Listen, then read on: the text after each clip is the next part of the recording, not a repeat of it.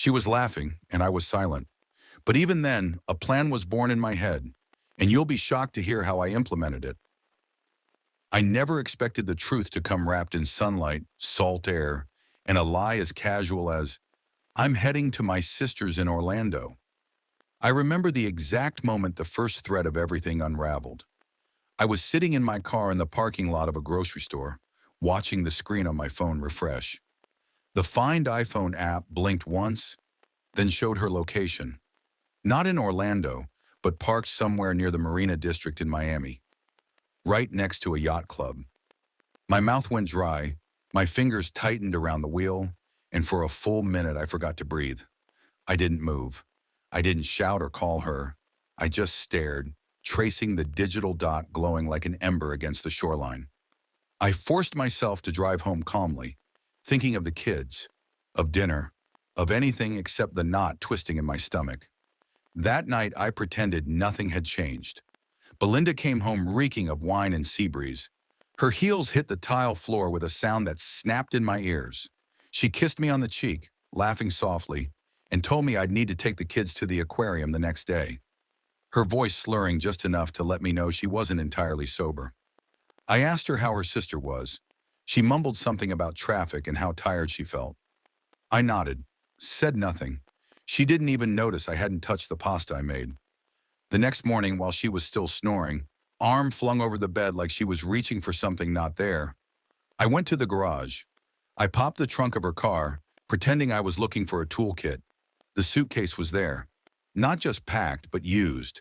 Damp towels, a swimsuit, wet and crumpled, the same one I bought her in Cancun 2 years ago. It smelled faintly of salt water and expensive perfume. There was a wine cork in the mesh side pocket too, fancy with gold trim, and lipstick, deep scarlet, smeared faintly across the fabric. Belinda didn't wear lipstick like that. Not for me, not for years. I stood there in silence for what felt like forever. The car door creaked slightly behind me, and for a split second, I thought she was standing there. But no, it was just the breeze brushing the door open further. I put the swimsuit back, shut the trunk gently, and went to make pancakes for the kids. Later that afternoon, I sat in my office pretending to finish reports, but my mind ran circles around itself. I wasn't ready to confront her. Not yet. I needed more than a hunch and a wine cork. That's when I remembered an old friend of mine, Nate, works in IT security for a law firm downtown, a wizard with devices. I called in a favor, made up some story about a lost tablet, and within hours he had helped me sync her tablet's backup to a secure cloud I could access. The real-time sync feature would show me what she opened, what she clicked, even what apps she toggled through. I didn't know what I expected. Maybe just peace of mind. But peace wasn't coming. That night, she said she'd signed up for a charity marathon in South Beach. I smiled and wished her luck. Around 7:45 p.m., her tablet pinged. A geolocation update. She wasn't on a street surrounded by runners.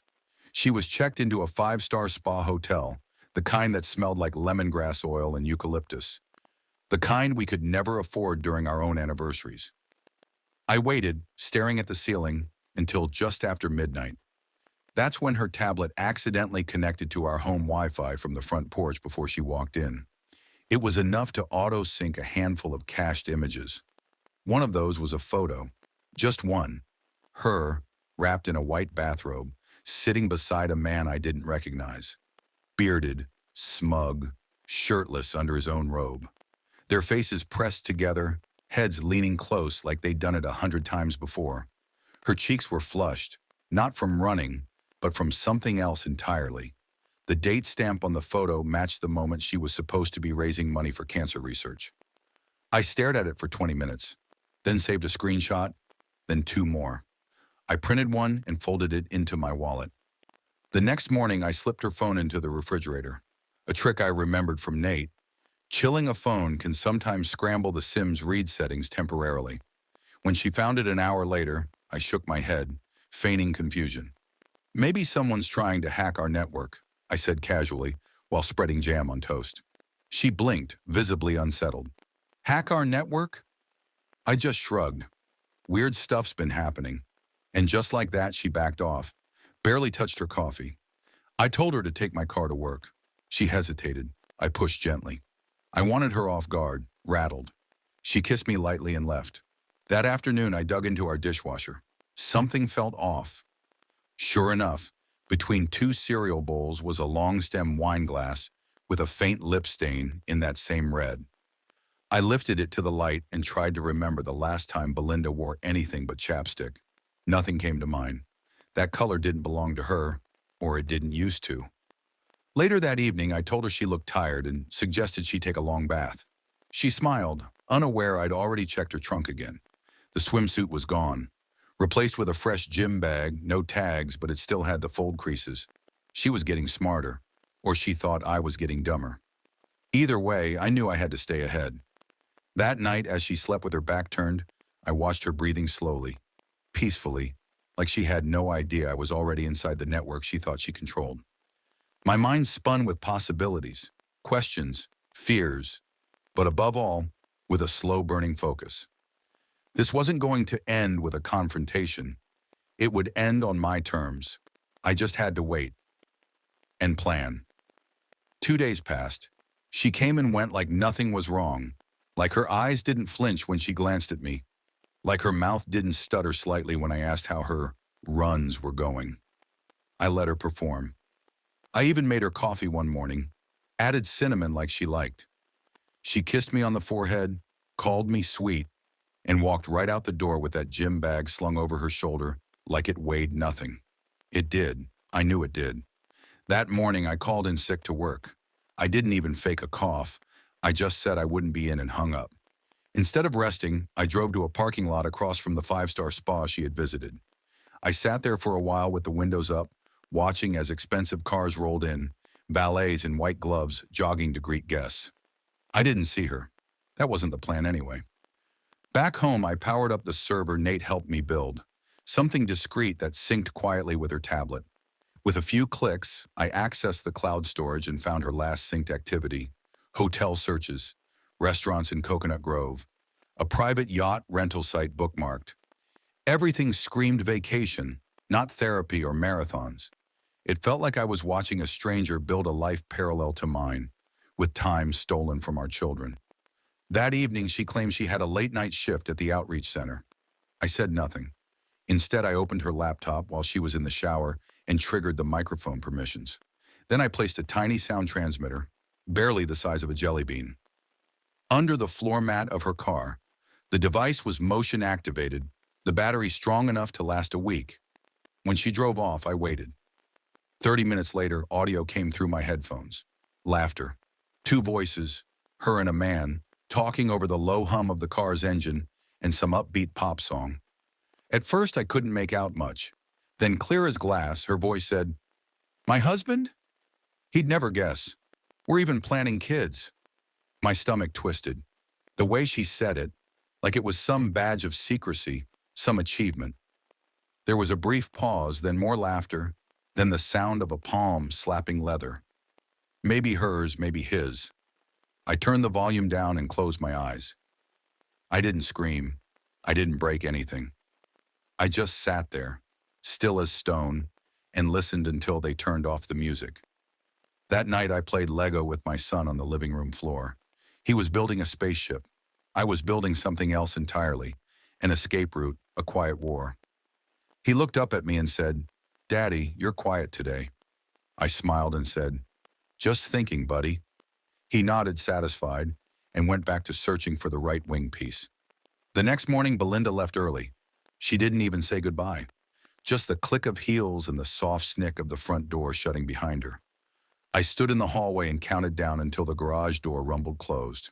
Then I walked to the dining table and waited. At noon, the doorbell rang. A courier stood there, box in hand, clipboard outstretched.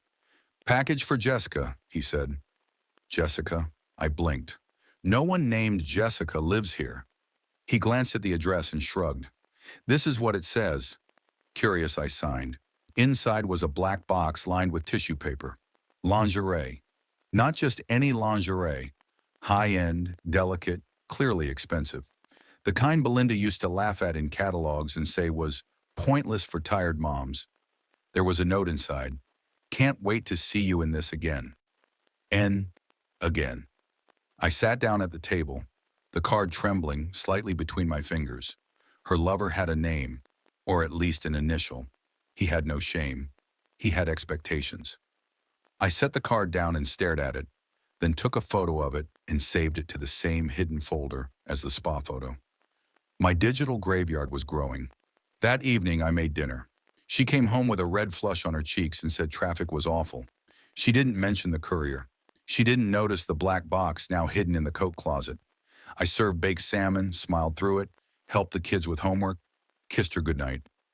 Then I slipped outside and stood beside her car, pretending to take out the trash. I adjusted the mic slightly and tightened its mount under the mat. The sound feed had been a little fuzzy that day. I couldn't afford to miss the next conversation. Whatever they were planning, I needed every word. The next day, she asked if I could pick up the dry cleaning. She claimed she was heading to a spin class. I nodded. At noon, I received another audio ping. The two of them were talking again. The man, Nick maybe, said something about Belize, about renting a villa. She mentioned needing just one more week. He asked if she'd told me yet. She laughed and said, "He doesn't suspect a thing." She was wrong.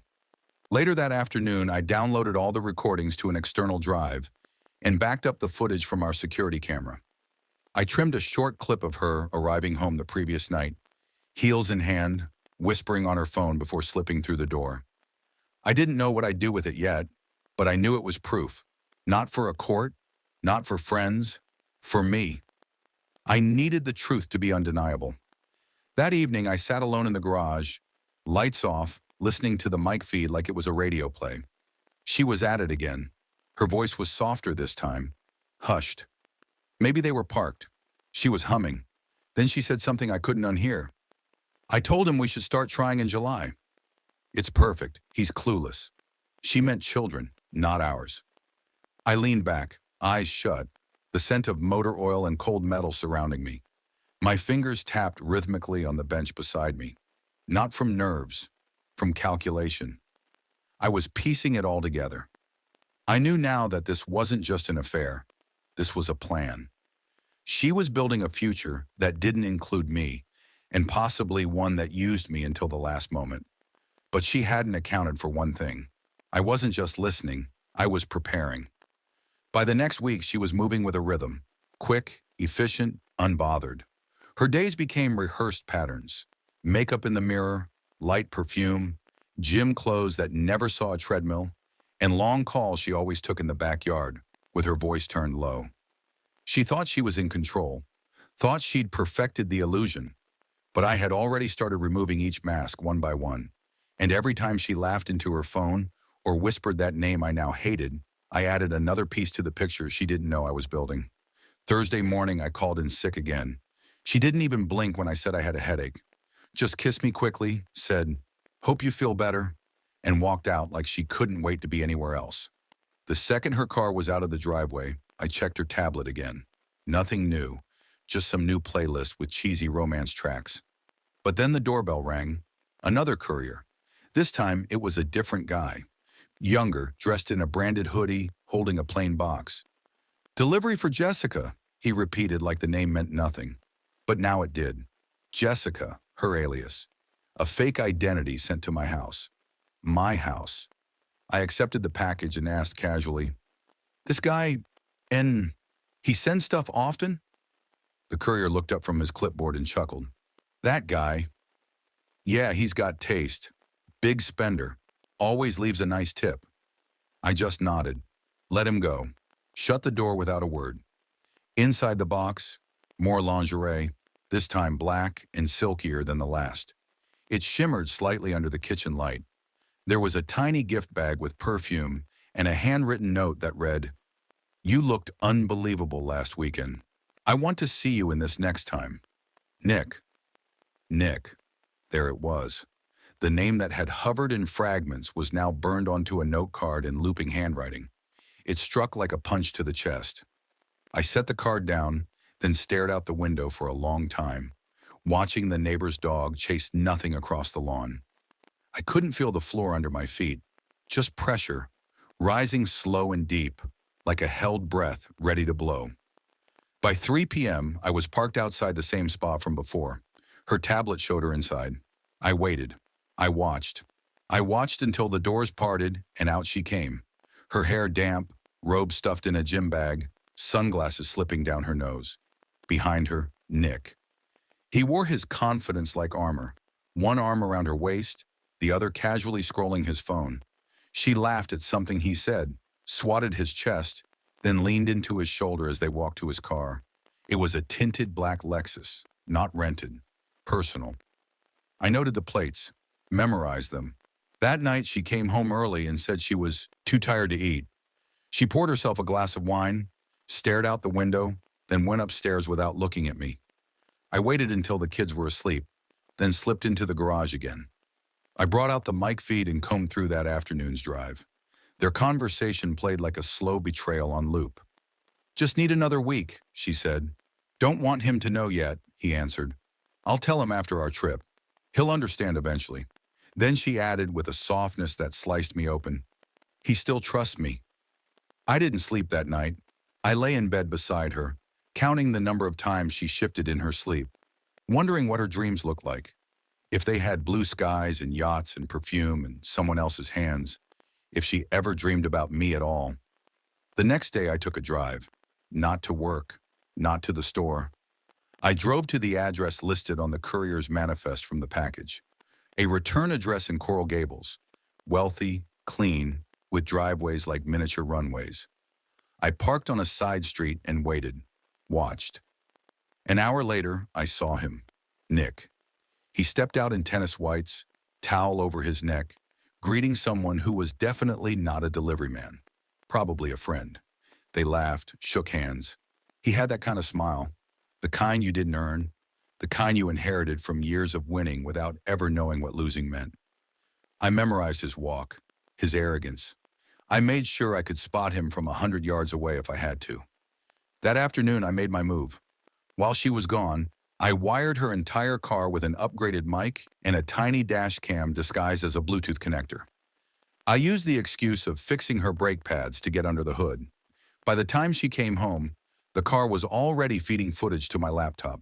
That evening, I picked up the kids from daycare and made lasagna, her favorite.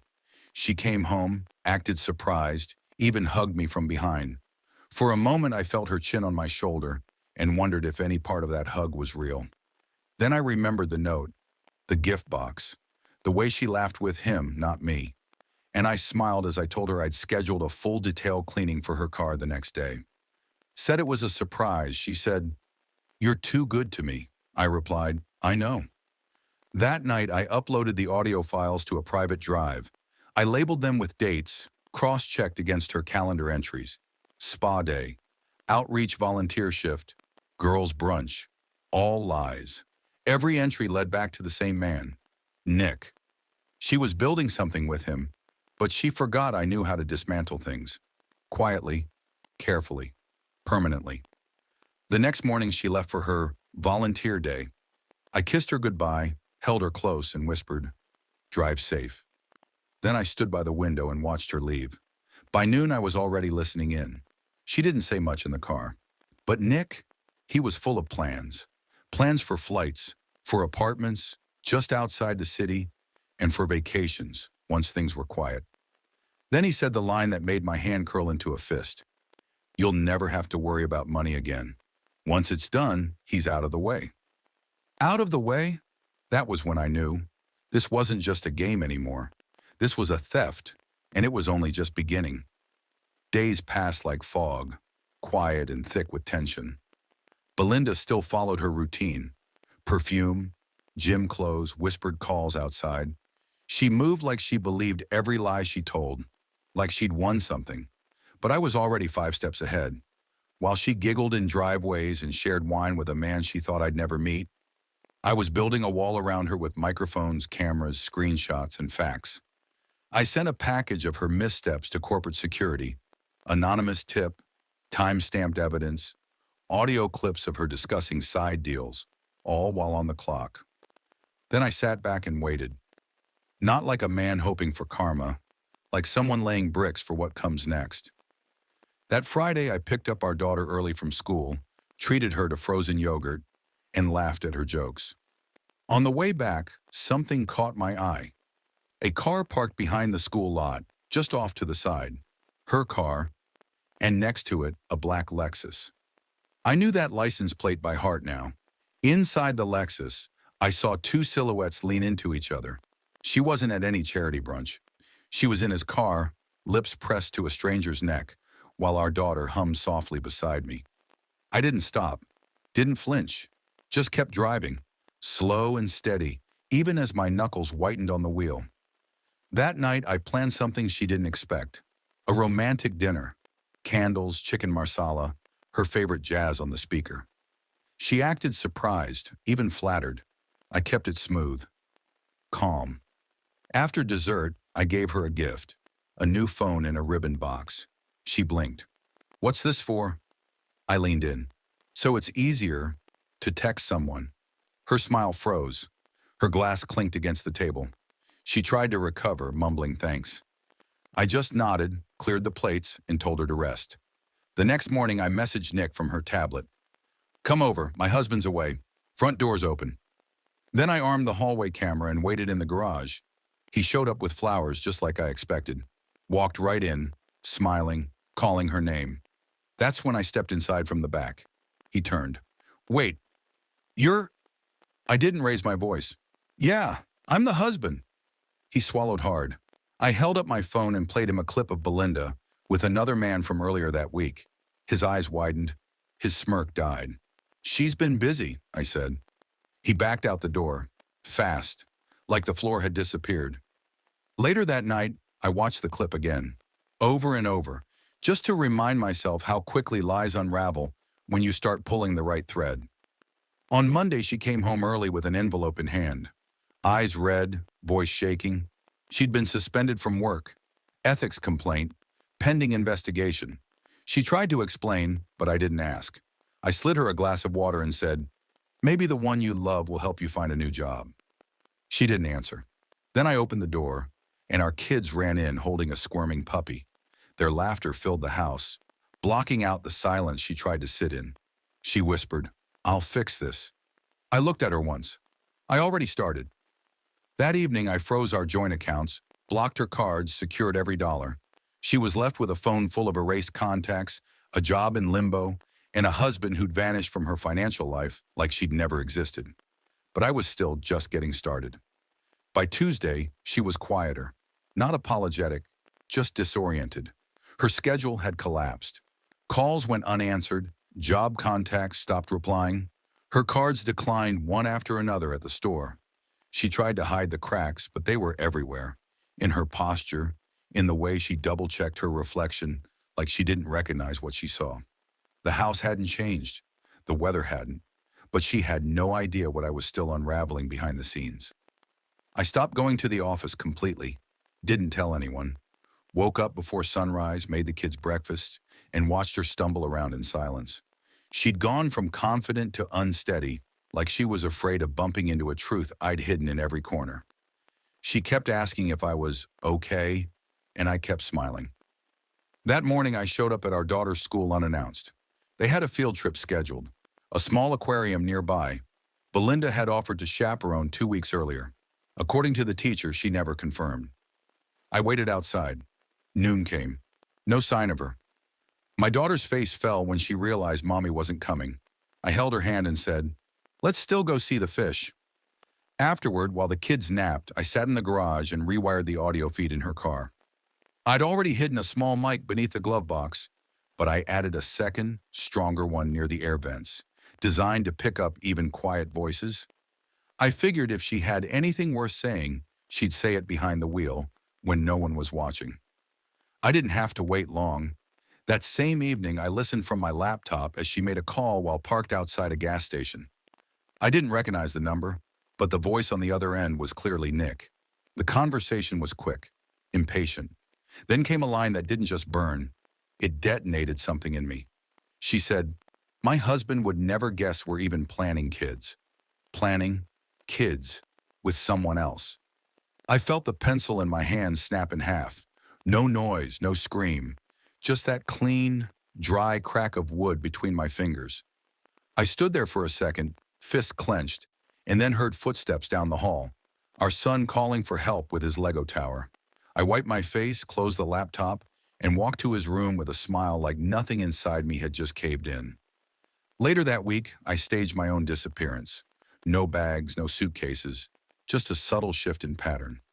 I told Belinda I had a late meeting out of town. She barely asked where, just nodded, distracted. That night, I parked my car a few blocks away and waited. A courier arrived at our house around lunchtime. I intercepted him at the door. "Package for Jessica," he said. "Jessica?" I repeated. He pointed to the name on the order form. I took the box. "Thanks. Wrong door, probably." He left without a question. Inside the package, delicate red lingerie, still sealed. Tucked beneath it, a folded card that read, "Can't wait to see you in this again. N. Again." I didn't open the rest.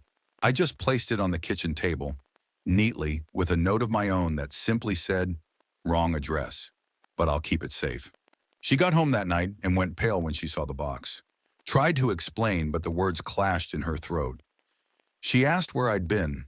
I told her I'd stopped by the aquarium after work, just in time to see a shark devour something smaller. Then I kissed her on the cheek and said, "Hope your friend Jessica enjoys the gift." By Thursday, I set the trap for real. I emailed a security firm from a burner address, one that specialized in internal investigations. Sent another anonymous tip about her past activity, linking it to sensitive client names I knew she'd carelessly mentioned in that Zoom call I'd recorded. I didn't want to just knock her down. I wanted to disassemble the image she'd built, one smug brick at a time. She spent the day pacing. She called HR, called her sister, called Nick. I could hear the panic rising in her voice, in the way she rehearsed sentences aloud when she thought she was alone. I kept watching, kept listening, and I wasn't finished yet. I booked a hotel room downtown under a fake name and sent Nick another message. "Come tonight. Same time. Don't bring flowers this time. Bring answers." I never planned to meet him there. I just wanted him to think she had. And then I waited to see which one of them would break first. The best part was, I wouldn't need to lift another finger. The cameras would do the rest. Saturday arrived warm and breezy, and by mid-morning, our yard was full of bright streamers, folding tables, balloons tied to every fence post.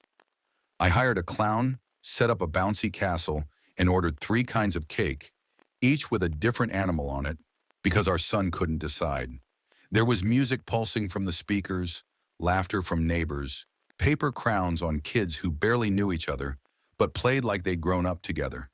From the outside, it looked like a celebration of nothing but joy. But beneath it all, everything was staged, an illusion with sharp corners hidden under the frosting and smiles. Belinda wasn't home. I hadn't told her about the party.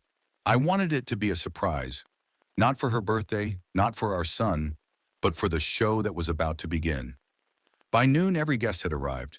Parents sipped soda and talked near the grill. Kids ran wild. I moved between them like the host I was pretending to be, cheerful, collected, making sure everyone had a slice of cake and a cold drink.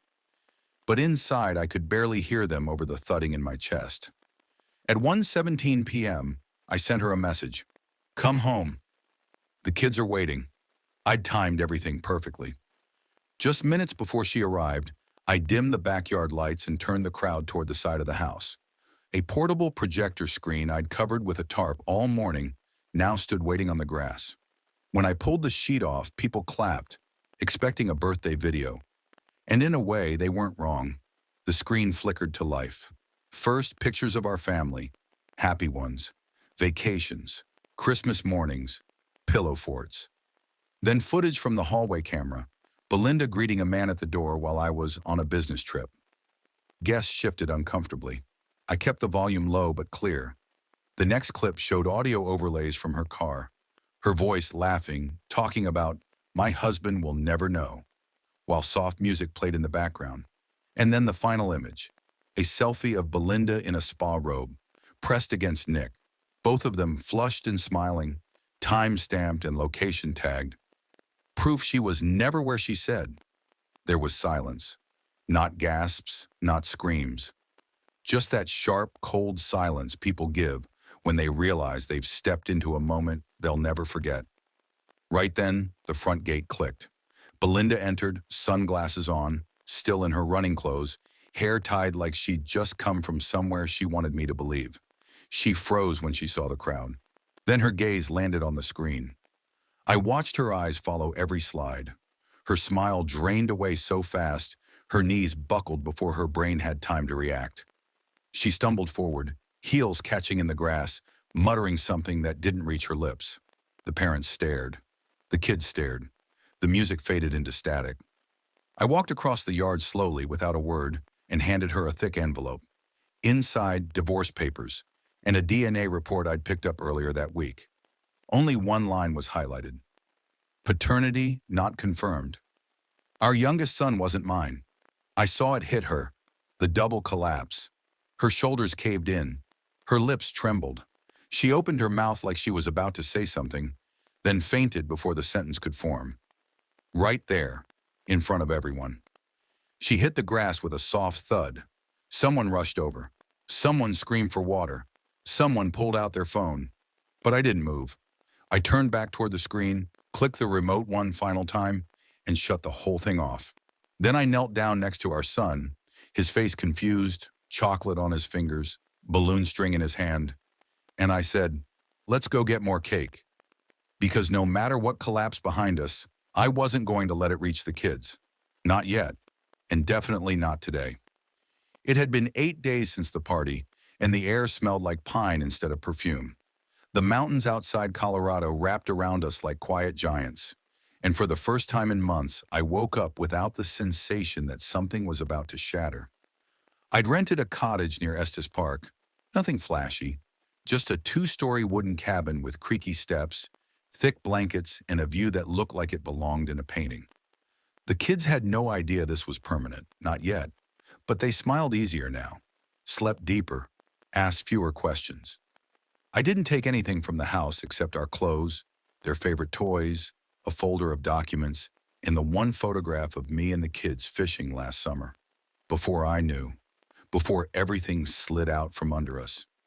Each morning started the same: scrambled eggs, apple slices, and cocoa with 2 marshmallows. The kids would argue about who got the mug with the fox on it, then run outside to chase rabbits in the grass or try to catch the breeze with their kites. I watched from the porch, coffee in hand, not because I needed caffeine, but because the sound of their laughter now felt like medicine I didn't know I'd been missing. At night, I read to them from the same 3 books until their eyes drifted shut. Then I'd sit out on the back deck, wrapped in an old hoodie, looking up at stars that didn't blink with airplane lights or city smog. Just pure, still sky.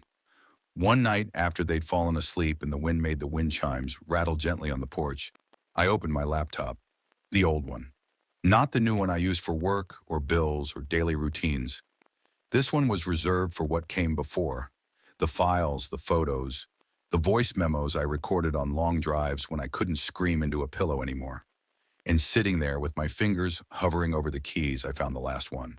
Belinda's photo. It was from our honeymoon.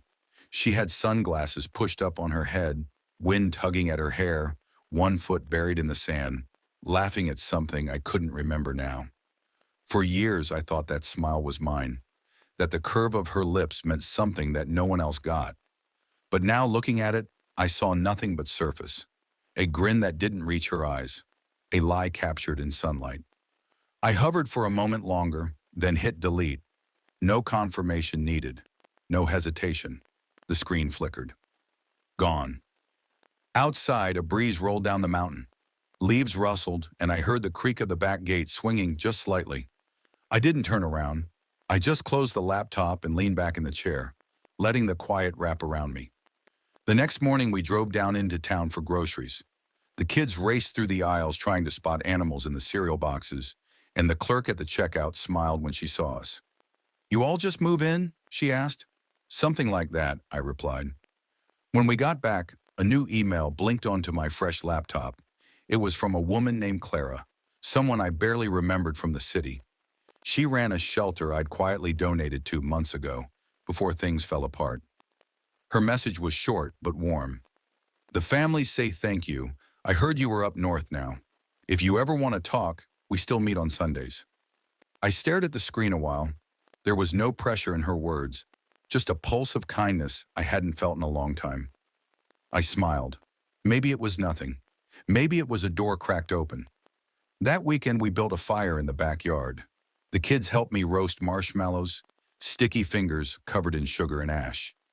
Afterward, my daughter tugged on my sleeve and asked if we could fly her new kite. I said yes. We climbed the hill behind the cabin, and as the wind picked up, she let the string fly. The kite rose fast, tugging against her hand. She looked up at it and shouted, "It's free!" And for the first time in a long while, I believed her. I wasn't angry anymore. I wasn't waiting for justice or healing or explanation. I was just here, breathing, watching a kite chase the sky, and nothing else in that moment mattered. That's all for now, folks. Thank you for being with me today and listened. And if you liked my story, please subscribe, hit the like button, and comment below what you think about all this and what would you do if you were me.